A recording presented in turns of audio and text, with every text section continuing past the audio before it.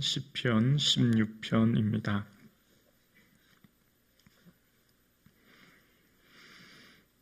시편 16편 함께 1절에서 11절을 합독하시겠습니다.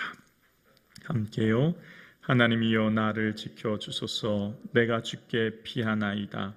내가 여호와께 아뢰되 주는 나의 주님이시오니 주밖에는 나의 복이 없다 하였나이다. 땅에 있는 성도들은 존귀한 자들이니 나의 모든 즐거움이 그들에게 있도다. 다른 신에게 예물을 드리는 자는 괴로움이 더할 것이라. 나는 그들이 드리는 피의 전제를 드리지 아니하며 내 입술로 그 이름도 부르지 아니하리로다. 여호와는 나의 산업과 나의 잔의 소득이시니 나의 분깃을 지키시나이다. 내게 줄로 재어준 구역은 아름다운 곳에 있으며 나의 기업이 실로 아름답도다. 나를 훈계하신 여호와를 송축할지라. 밤마다 내 양심이 나를 교훈하도다. 내가 여호와를 항상 내 앞에 모시며 그가 나의 오른쪽에 계심으로 내가 흔들리지 아니하리로다. 이러므로 나의 마음이 기쁘고 나의 영도 즐거워하며 내 육체도 안전히 살리리니 이는 주께서 내 영혼을 수월에 버리지 아니하시며 주의 거룩한 자를 멸망시키지 아니하실 것임이니이다. 주께서 생명의 길을 내게 보이시리니 주의 앞에는 충만한 기쁨이 있고 주의 오른쪽에는 영원한 즐거움이 있나이다. 아멘. 할렐루야. 아멘. 하나님께서 11월의 한 달을 선물로 허락해 주셨습니다. 11월 주님의 주시는 기쁨이 충만한 은혜가 있기를 주님의 이름으로 축복합니다. 아멘. 오늘 본문의 시는 다윗이 쓴 시입니다. 오늘 다윗이 쓴 시의 표제어가 다윗의 믹담이라고 되어 있는데요. 믹담이라고는 케템은 황금이란 의미와 동의어입니다. 그러니까 황금시라는 뜻이죠. 보석과 같은 시라는 겁니다. 금은 무슨 사파이어 루비가 보석이 아니라 말씀이 보석이 되는 것이라는 것이죠. 인생을 살아가는 참된 지혜를 얻는 해안이 이 말씀에 담겼기에 오늘의 시가 보석시라는 겁니다. 그러면서 오늘 다윗은 어떠한 큰 두려움과 위기 상황 가운데 있음을 예측해 볼 수 있습니다. 특별히 죽음까지 고민할 수밖에 없는 상황이라는 것을 이 시 전체에서 깨닫게 되는데요. 오늘 본문 1절은 이렇게 고백합니다. 하나님이여 나를 지켜주소서. 내가 주께 피하나이다. 하나님께 자신을 지켜달라고 자신의 삶에 있는 위기 상황을 하나님께 아뢰고 있는 것을 봅니다.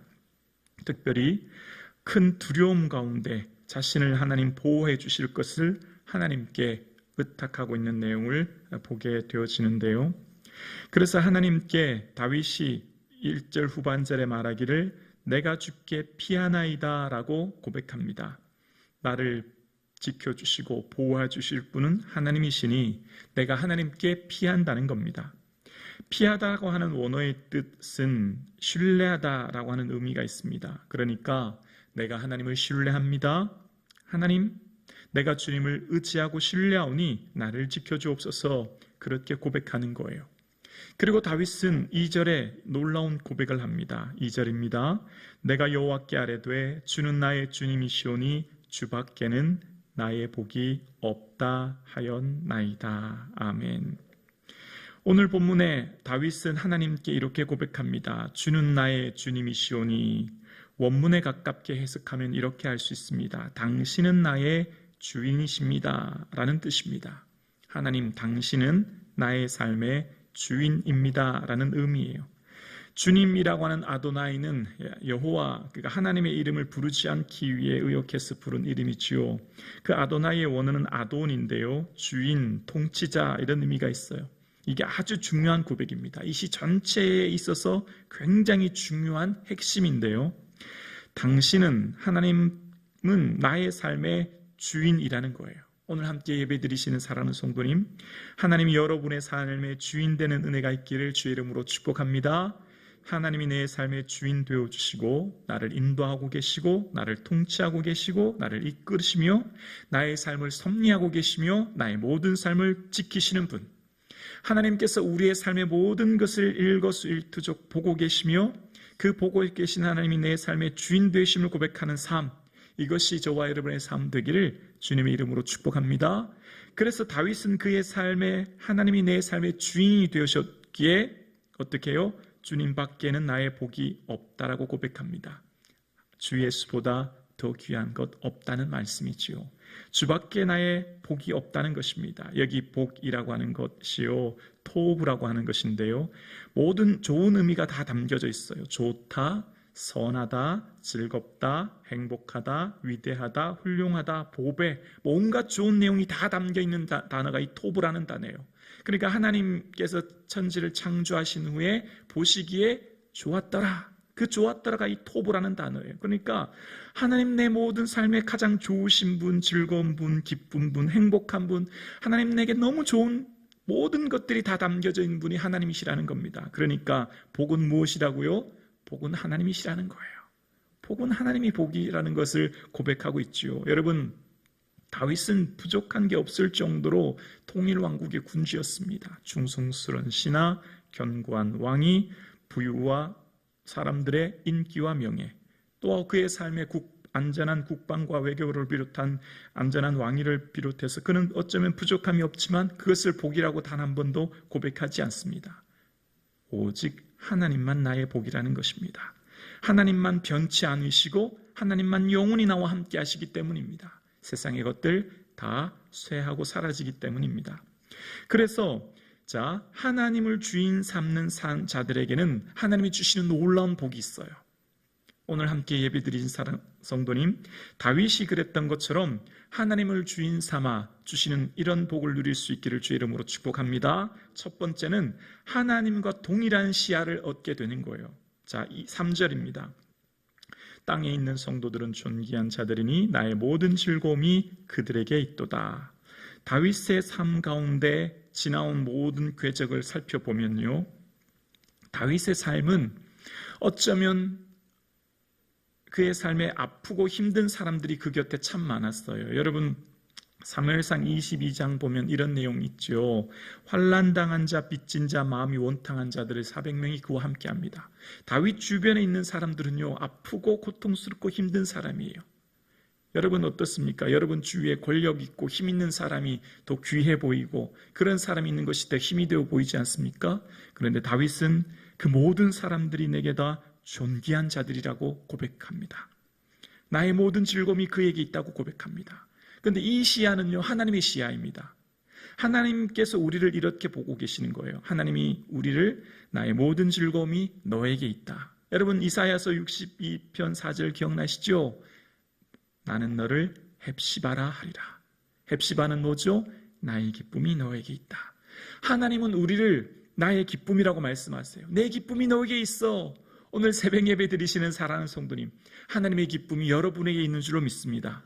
하나님은 우리를 너무 기뻐하세요. 나의 기쁨은 너야. 너가 내 삶의 전부야 라고 말씀하세요. 근데 다윗이 이 시야를 갖고 있는 거예요. 다윗은 다윗과 함께하는 공동체, 다윗과 함께한 사람들을요, 나의 모든 즐거움이 그들에게 있대요.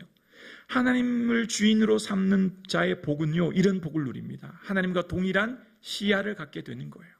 하나님과 동일한 시야, 즉 내 이웃, 내 주변에 있는 사람들, 내 공동체를 존귀하게 보는 겁니다. 내 가장 가까이 있는 사람들을 귀하게 보고 내 가장 가까이 있는 사람이 내 즐거움이라고 고백하는 은혜가 있기를 주의 이름으로 축복합니다. 내 가장 가까이 있는 사람이 내 기쁨이 되는 것, 이것이 바로 하나님을 주인 삼는 자의 복이라는 거예요. 함께 예배드리시는 사랑하는 성도님, 나의 가장 가까운 가족, 함께 예배드리시는 신앙 공동체, 내 이웃이 나의 즐거움이요 기쁨이 되기를 주님 이름으로 축복합니다.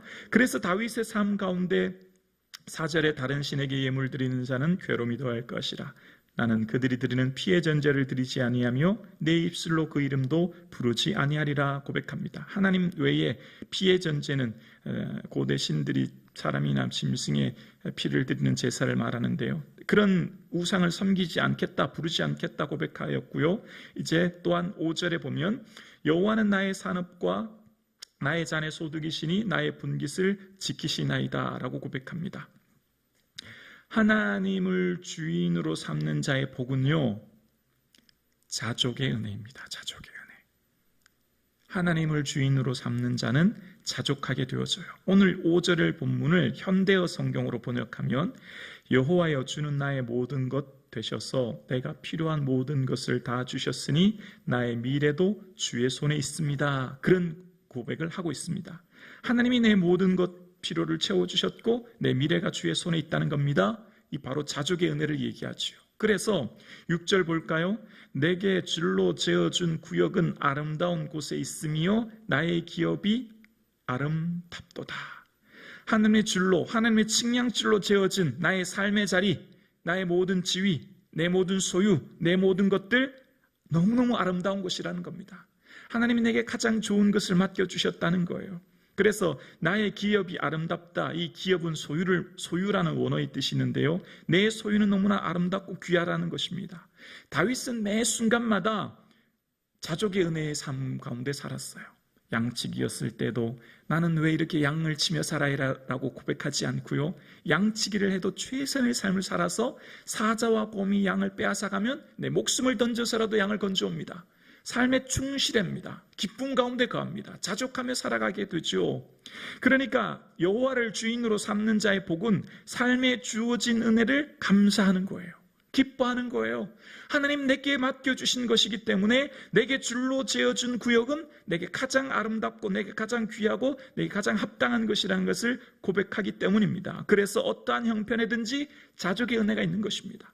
여호와를 주인으로 삼는 자의 복은 지금 내게 주어진 작고 보잘것없는 것일지라도 하나님 맡겨주신 것이기 때문에 감사하게 되는 것이죠. 또한 여호와를 주인으로 삼는 자의 복은요, 하나님의 음성에 민감한 삶을 보입니다. 하나님 말씀하시는 작은 음성에도 민감하게 반응하고 순종하는 삶을 살합니다. 7절입니다. 나를 훈계하신 여호와를 송축할지라 밤마다 내 양심이 나를 교훈하도다.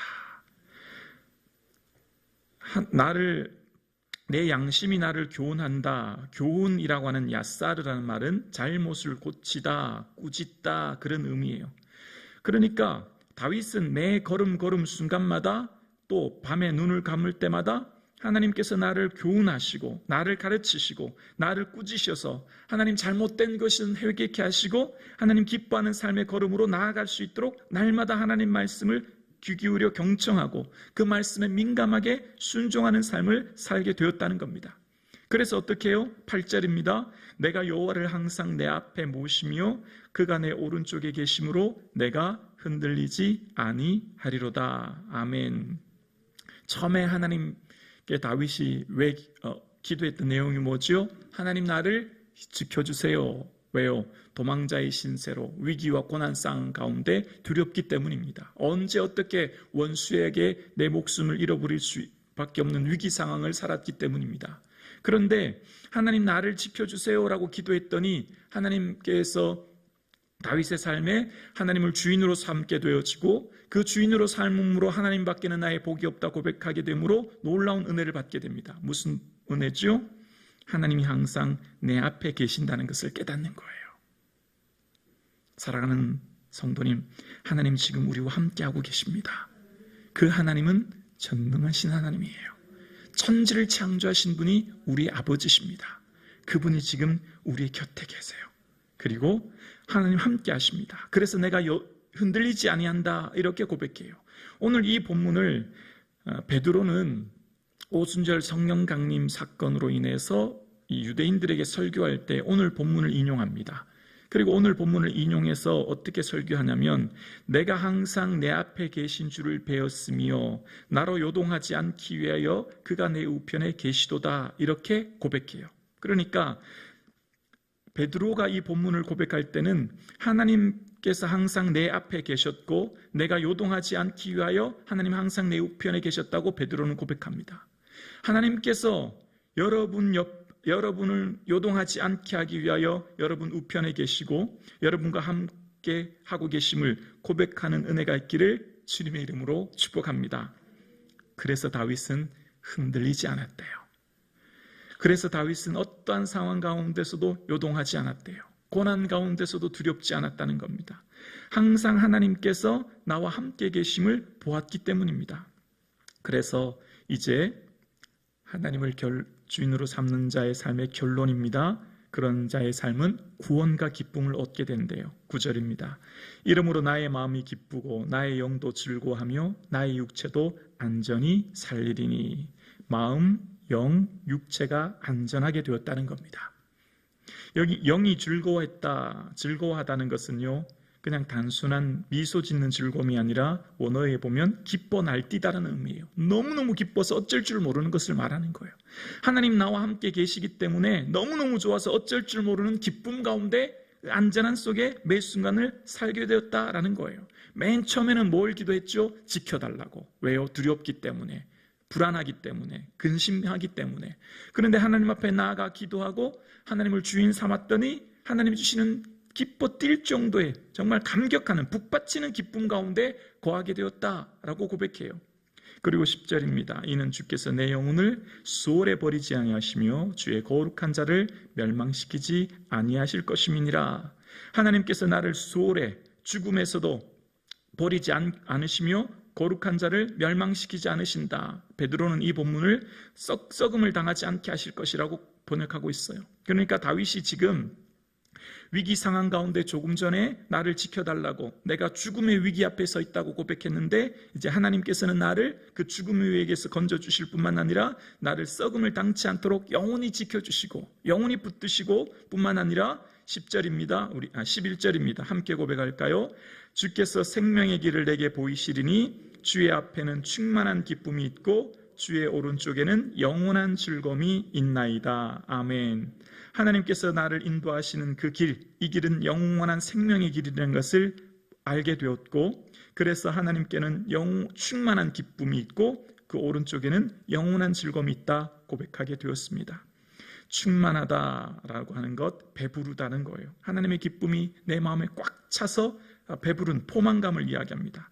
그리고 그 즐거움은 잠깐의 즐거움이 아니라 영원한 즐거움이라고 고백하고 있습니다. 어디에요? 하나님께 이런 은혜가 있다는 거예요. 위기와 고난 상황 가운데, 죽음의 두려움 가운데 상하여 있던 다윗은 온전히 나를 보호해 주실 것을 주님께 고백하고 하나님께 피하였더니, 하나님을 신뢰했더니 이제 하나님은 나의 주인 되심을 고백하게 되었고, 주밖에는 나의 복이 없다 고백함으로 하나님을 주인 삼는 자의 복이 바로 하나님과 동일한 시야를 갖게 되고 자족하는 삶을 살 뿐만 아니라 어떠한 상황 가운데도 흔들리지 않게 되어지고 뿐만 아니라 영원한 기쁨 가운데 거하게 되었다 고백하고 있습니다. 다윗만의 하나님일까요? 다윗만의 이런 은혜를 주실까요? 아니요. 오늘 우리도 하나님 앞에 어떠한 두려움과 위기 상황 가운데 있을 때 하나님께 피하여 온전히 신뢰하여 주님께 기도할 때 하나님만을 나의 삶의 주인으로 삼는 그 은혜와 복을 고백하면 우리도 역시 자족의 은혜와 요동치 않은 은혜와 기쁨의 은혜를 충만히 누리게 될 줄로 믿습니다.